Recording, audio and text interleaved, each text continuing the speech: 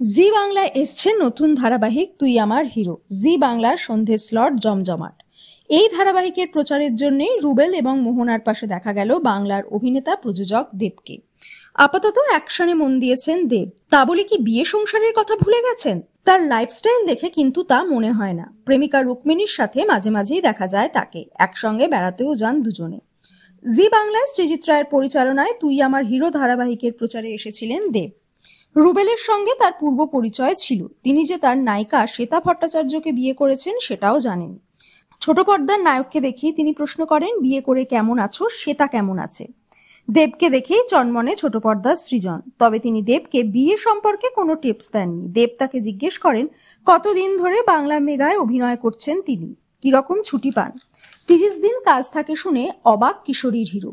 Shooting শেষ হতেই ধারাবাহিকের সাক্ষ্যজিৎকে জড়িয়ে ধরলেন সুপারস্টার। তিনি বলেন, আগের মতোই আছেন দেব, একটুও বদলাননি, এটাই অভিনেতার ইতিবাচক দিক।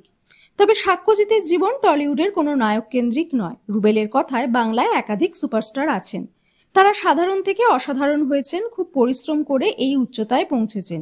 জনপ্রিয়তা এখন তাদের রাস্তায় দাঁড়িয়ে ফুচকা খেতেও দেয় না, বন্ধুদের সঙ্গে কাদামাটি মেখে ফুটবল খেলতেও দেয় না।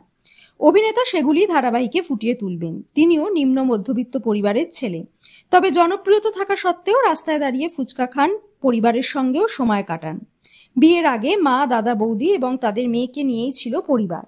এখন শ্বেতা এসছে পরিবারে। শ্বেতা এবং রুবেলের শুটিং সেটও একটাই, এমনিতেই দক্ষ নৃত্যশিল্পী তিনি। ধারাবাহিকের প্রয়োজনে অ্যাকশনেও শান দিচ্ছেন। এদিকে আরেক সুপারস্টার প্রসেনজিৎ সম্পর্কে বোমা ফাটালেন রচনা ব্যানার্জি। রচনা বলেন, প্রসেনজিতের গাড়িতে উঠলেই ব্যাস হয়ে গেল, 40-এর ওপরে গাড়ির স্পিড ওঠে না। যখন একাধিক অনুরাগী সুপারস্টারের সাথে দেখা করতে যেতেন তখনও তিনি লুকিয়ে থাকতেন। প্রসঙ্গত প্রসেনজিৎ রচনা একসাথে একাধিক সিনেমা করেছেন।